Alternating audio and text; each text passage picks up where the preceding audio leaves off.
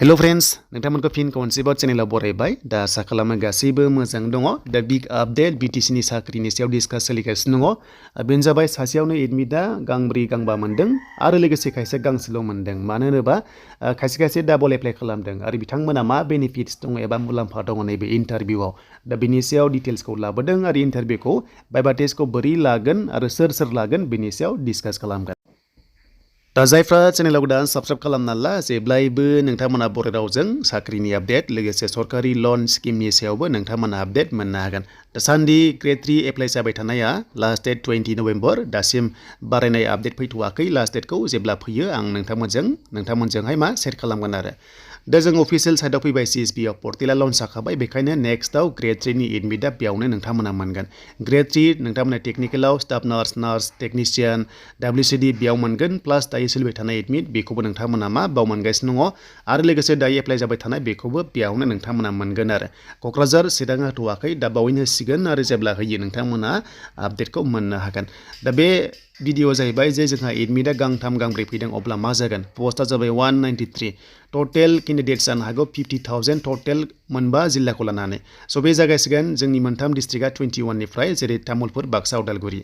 देन बेयाव नोंथांमोननिया एडमिटआ ओरैबायदि फैदों डिफारेन्सआ गासै 10ता मोनना गांसे गांनै गांथाम बेबायदि गांथाम गाहाम एडमिट फैदों मानो होनोबा नोंथाङा मोनथाम पस्टआव एप्लाइ खालामदोंमोन नालाय बेखायनो गांथाम फैदों आरो अब्ला इन्टारभिउआव बोरै जागोन बेखौ एसे कनफिउज जायो मानो होनोबा बे जाबाय इन्टारभिउआ कम्बाइन जागोन नोंखौ सानथाम लेंहराखै सेम डेटआवनो जागोन जेरै हमना ला नोङो 50 नाम्बार मोनबाय अके देन मोनसे पस्टआव थांबायनो 49 सेकेन्ड पस्टआव थांबायनो 55 अके देन थार्डआव थांबायनो हमना ला बेबादिनो 57 बिदि थांबाय आरो नों नाम्बार मोनदोंमोनना 50 अब्ला नोंहा फार्स्टनि पस्टआ बेयाव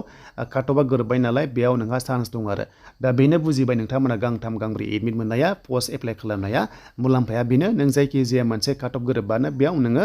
साख्रि मोनहैगोन आरो जायफ्रा सिंगल एप्लाइ खालामदों मोनसेनि थाखायल' नोंथाङा फाइट खालामगोन आरो बेयाव गैयाबानो नोङो बेयाव गैला आरो अके दा बेनो मुलाम्फाया मोननै मोनथाम पस्ट खालामनांगौ जुदि गोसो दङबा नोंथांमोना जुदि आरो अके थ' बेखौ जों मिन्थिबाय दा जियानो जा गासैबो क्लियार जाबाय आरो इन्टारभिउआव माबायदि लागोन स' इन्टारभिउआ डिस्ट्रिक्ट वाइसआव लागोन नालाय आरो बेयाव जायगा गासैबो रेडि जाखाजोब्बाय आं नोंथांमोननो स्क्रिनाव होदों उदालगुरि हिसाबै दा ग्रेड 4 भाइभा टेस्टखौ बोरै लागोन बेनो जाबाय गासैबो डकुमेन्ट्सखौ नोंथांमोना जेब्ला इन्टारभिउ हैगोन ना अब्ला जेरेक्स कपि खालामना लाखा प्लास सेल्फ एटेस्टेड होना ला नांगौ जायोबा नोंथांमोना होनांगोन आरो